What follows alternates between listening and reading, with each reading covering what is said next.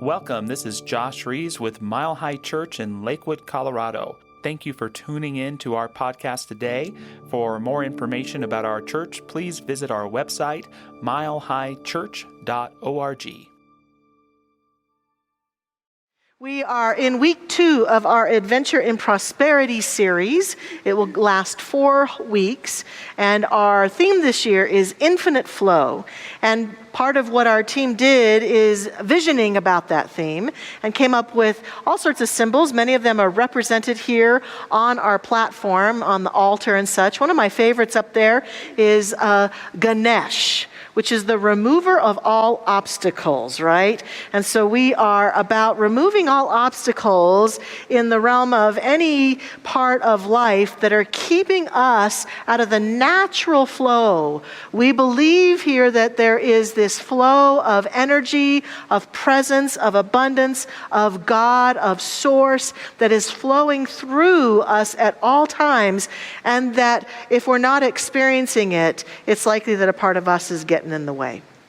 So today we're talking about trusting the flow. Last week we talked about stepping into the flow. What are some ways that we can consciously and purposely step into that flow? And today we're talking about what keeps us from really trusting the flow.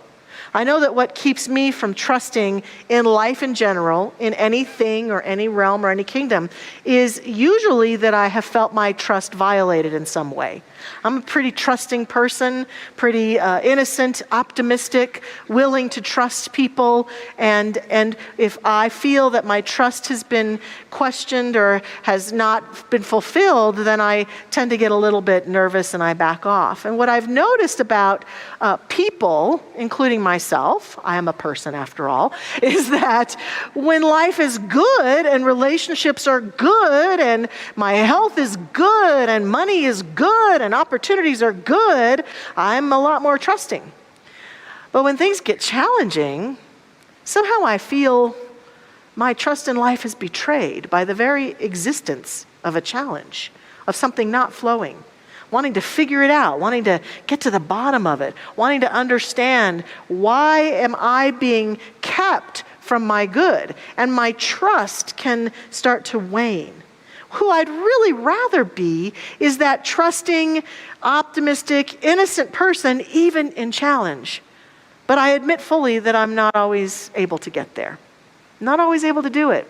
I've also found over the years that as I've worked with people and seen people in my personal life, my friends, family, and loved ones, I've watched as people from all walks of life and all faith traditions sometimes find themselves challenged like this. For example, have a very fervent trust in God, a trust in Jesus, a trust in Allah, or a trust in whatever they believe. And the minute that great challenge comes their way, some people find themselves even surrendering a lifelong faith because of the pain that they feel. Almost like if there is a God and I'm feeling this pain, maybe God doesn't exist, or God's a bad dude or dudette because it's allowed me to have this bad experience. How could that God allow me to suffer like this?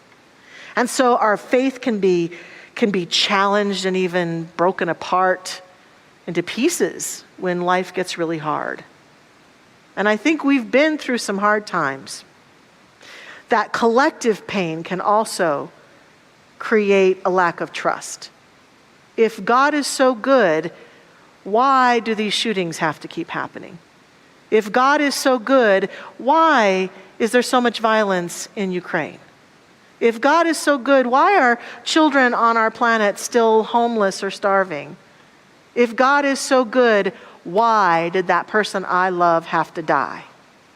If God is so good, why am I having to experience this health? Why did we have to go through a pandemic? Couldn't God, the all-knowing, all-creator, protect us from that and keep us from that? And so our trust becomes challenged and violated in many ways by the collective experience of the human condition and of the situations that show up. A very wise saint wrote extensively about this. San Juan de la Cruz, or St. John of the Cross, wrote about the dark night of the soul. He wrote a very long, intense poem about the dark night of the soul.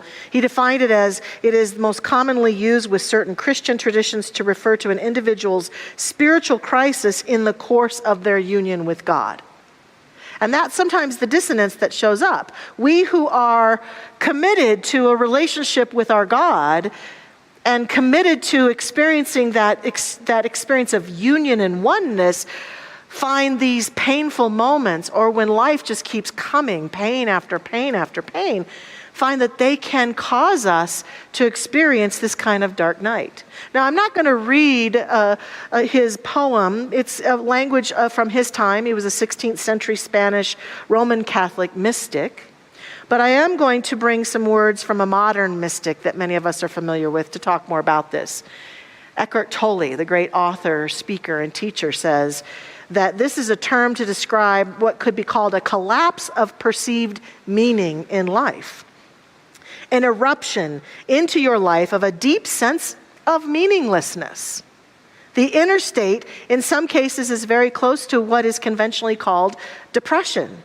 Nothing makes sense anymore. There's no purpose to anything. Sometimes it's triggered by some external event, or maybe multiple ones. Someone perhaps dies close to you. That could trigger it. Premature death especially if a child dies. Or you had built up your life and given it meaning, and the meaning that you'd given your life, your activities, your achievements, and where you're going, what's considered important, and the meaning that you'd given your life for some reason collapses.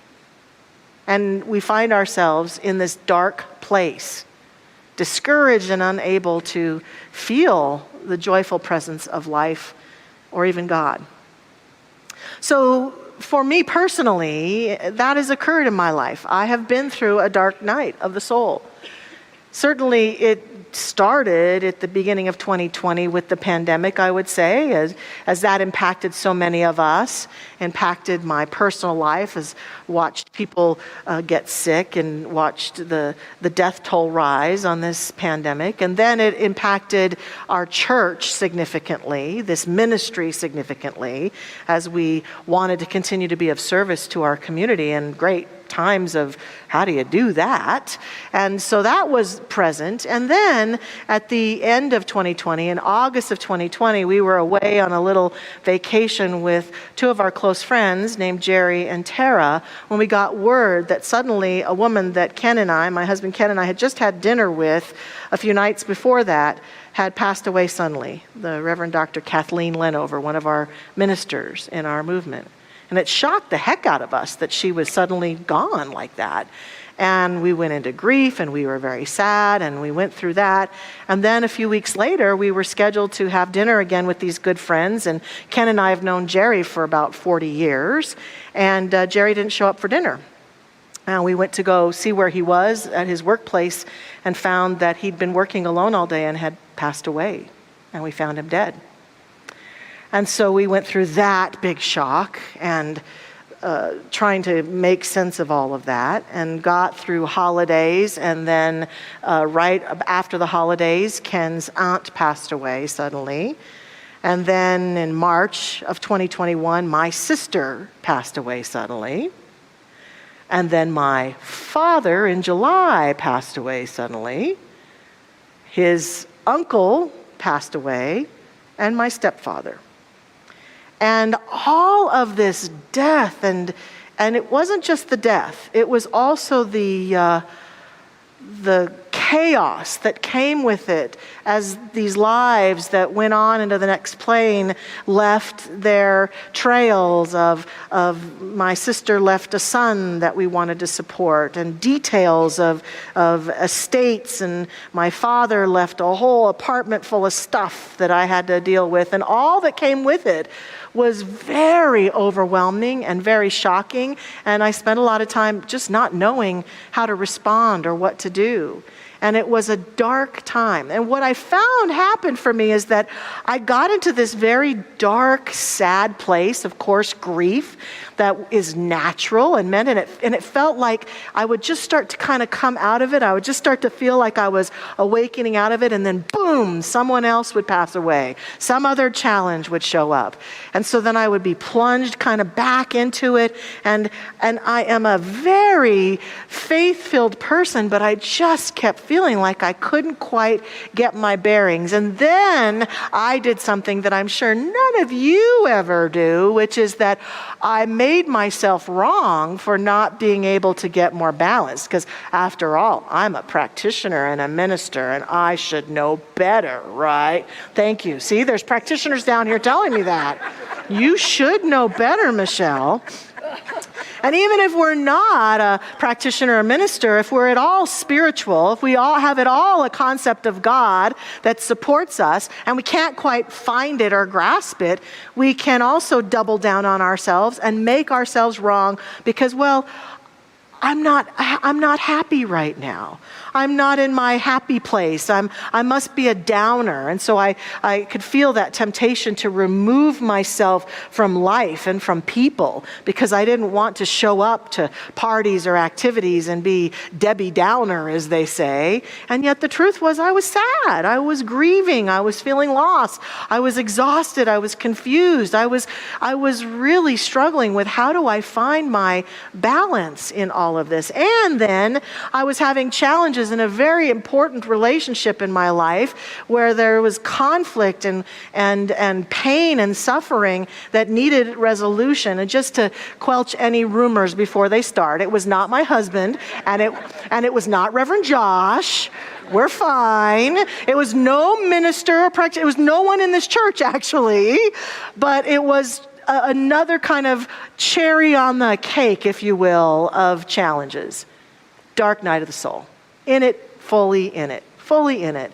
Seeking resolution. How do I get out of this? And so what I know about pain and what I will say today is that I think pain has a bad rap. It really does. As hard as this was, I think that there is purpose in this pain. I believe full-heartedly in a God that has given us free will to move about our life and experience all of the realms of living on this planet, the greatest joys and the deepest pain. I believe that there is no God out there that doled this out to me, or that took my loved ones, that they deserve to die, or anything like that. I believe full-heartedly that pain has its purpose in our living. But here is the challenge. Through whatever systems we've got going on this planet, and you could point to family systems, cultural systems, spiritual systems, whatever it might be, gender conversations, we still think that when life gets painful, that we should do our best sometimes not to tell anybody, not to share it. We need to hide it. We need to pretend it's not there. We need to push it down because after all, we've got a job to do. We've got kids to raise. We've got things to do. And by and large, we also feel shame that we have pain. And I know that's not working for us anymore. That's the crap that's causing people to go out and get guns and shoot each other. It's unresolved pain, isn't it? Yeah. And I don't want to be a part of that. It's like we've grown up believing that when you have horrible pain, just rub some dirt on it and get on with your life. But that's not who we are or what we're meant to do. Our hearts are more profound than that. And humanity and humans have the capacity to take some of the deepest, darkest nights of the soul and use them and be with them and transmute them into their lives such that those of us who will have the courage to stand in that pain and work with it and move through it will have a deeper experience of the divine. And we want it to go away. We want the pain to go away. But I promise one thing. Pain does not go away by pushing it down and pretending it's not there. It just festers. And then when it festers, here's what happens. Our relationships fall apart, our work starts to suffer, our health starts to suffer, our ability to be a happy, connected human starts to suffer, all because we've been unwilling, for whatever reason, the messages we have, the cultural ideas we have, we've been unwilling to have the courage to look squarely on at the pain that we've experienced and endured and say, I see you and you are causing me many tears and heartbreak, and I'm going to find ways to help to smooth you out. Whether it's the pain of my past, the pain of my present, the pain that we're going through collectively. What I know is that we are here to have it all. And so we get a chance, I got a chance to say, how do I then bring myself back into the flow by trusting the flow of life again, even in the midst of this pain? I began to notice as I set that intention of trusting the flow of life again, that even in my darkest moments, I could look up and I could see that there were children playing. I could see the children here in the CEC that we have here, our Children's Enrichment Center, out on the playground, having a great time every day. I could see little Nancy June Reeves running around here, running around our office, the sound of her little feet running through the office.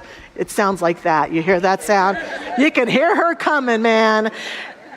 And in the midst of my pain, little things like that, at first, it was like a raw nerve. I thought, how can people out there be laughing and be happy because I'm in pain? How selfish of me. Like it's all about me. And rather could say, how could I be in my pain and keep seeing the beauty of the children, of nature, the people that are still here in my life? How could I dedicate myself to saying this pain that I've gone through is calling me to love the people in my life more fiercely than ever before? Because what I learned through this is you just never know the last time you're going to see someone. So we get to love each other. And it called me into an awakening. And I started to do some things purposely out of a dedication to trusting the flow. I began to remember that I gave a talk a few years ago where I shared about the Japanese art form called kintsugi. It's the beauty of imperfections. It's a Japanese art of repairing broken pottery by mending the areas of breakage with lacquer dusted with or mixed with powdered gold, sometimes silver or platinum.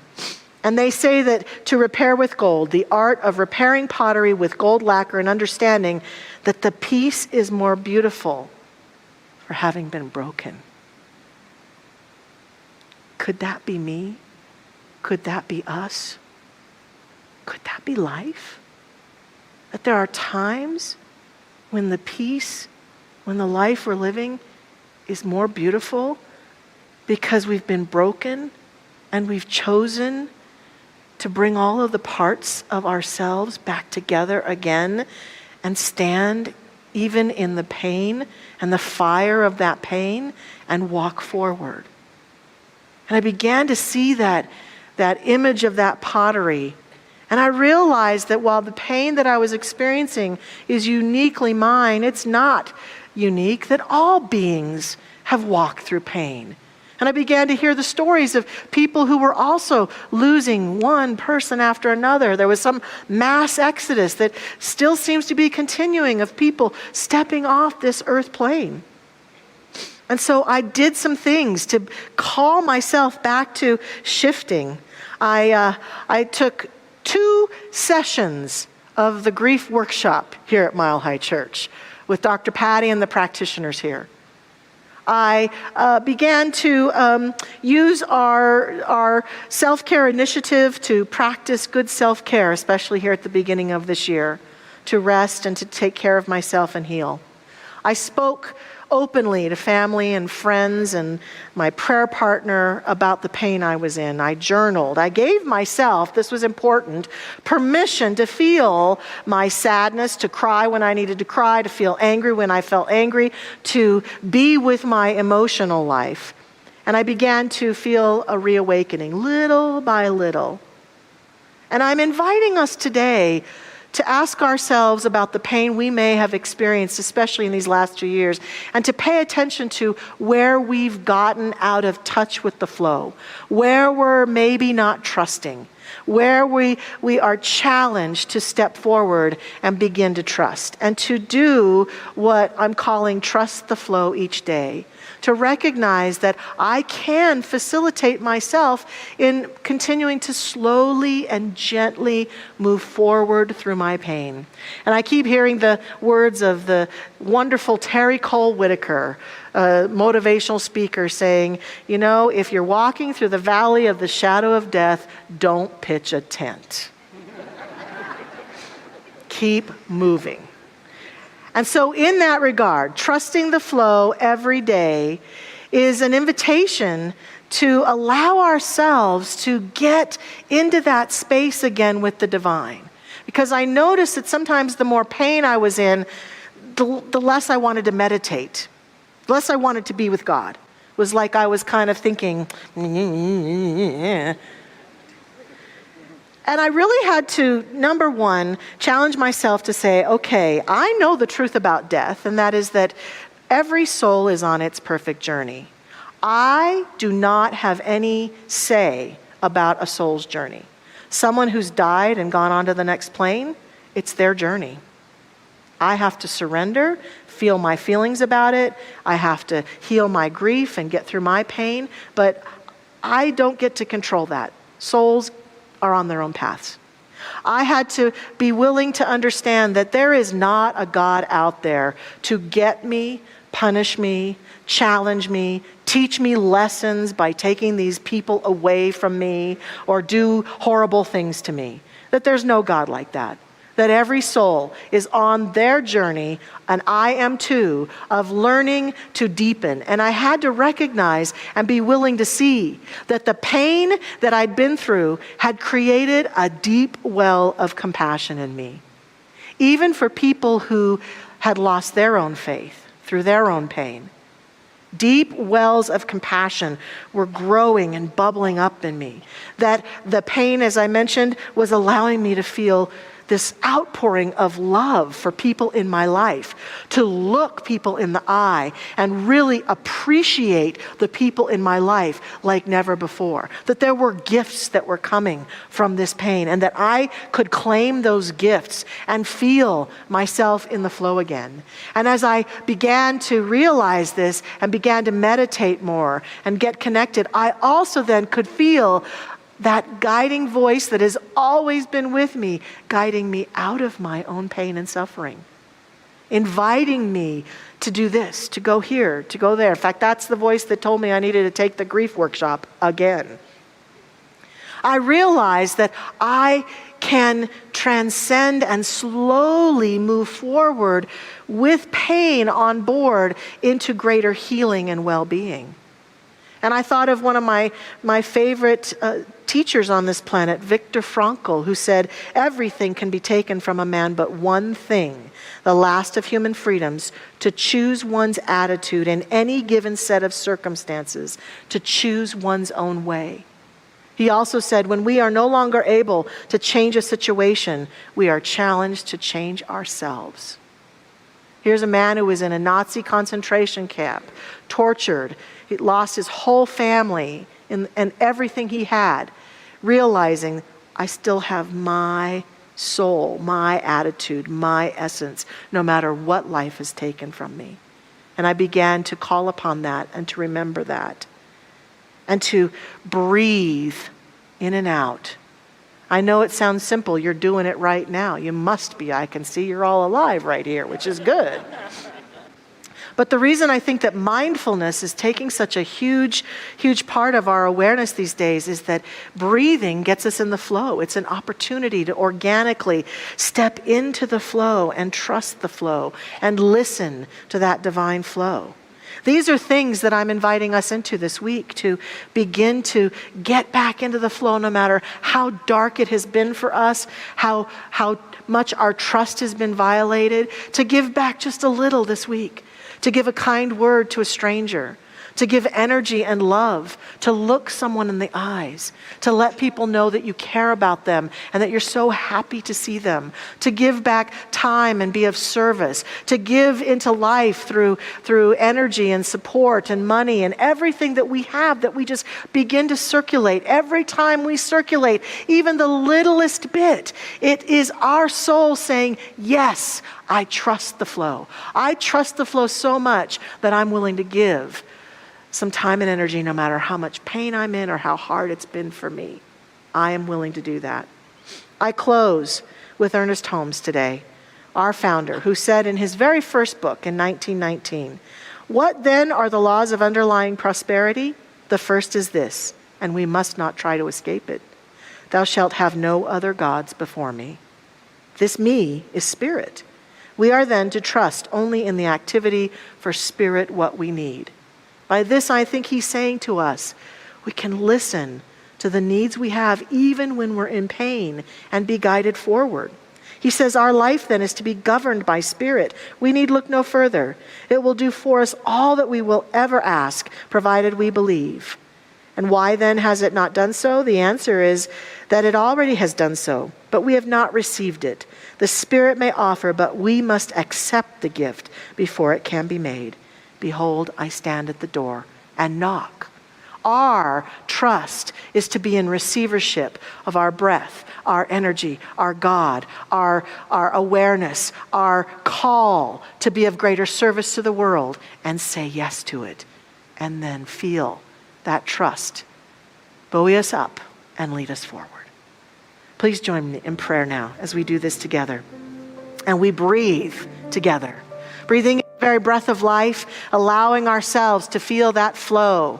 We begin there and we recognize that with that breath, we are saying yes to the divine energy that flows through our life, yes to the divine life that flows through these bodies, yes to living full out, even saying yes to the greatest joys and the deepest sorrows, saying yes to the full spectrum experience of living that every other human being has ever had. We are saying yes. We are allowing ourselves, through conscious breathing, through conscious prayerfulness, to be awakened to the flow of life through, in, and as us. And I accept and affirm today that each one of us does this, and that as we go forth, no matter what is occurring in our hearts right now, that we accept our pain and we accept our joy, that we accept the conditions of our living and we feel the wisdom that is within us, the opportunities to connect and be supported to move forth in this lifetime and experience upliftment, experience reminders along the way.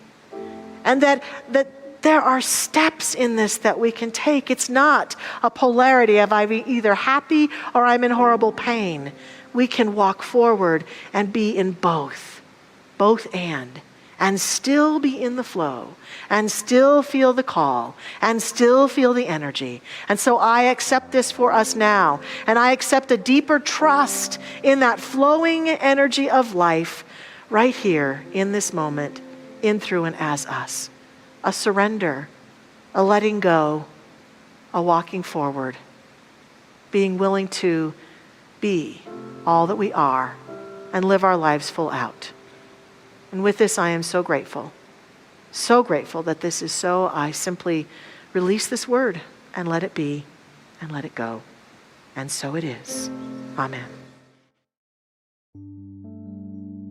Thanks for listening to the Mile High Church podcast. This podcast is made possible by the generous contributions from listeners like you. To make a donation, please visit milehighchurch.org.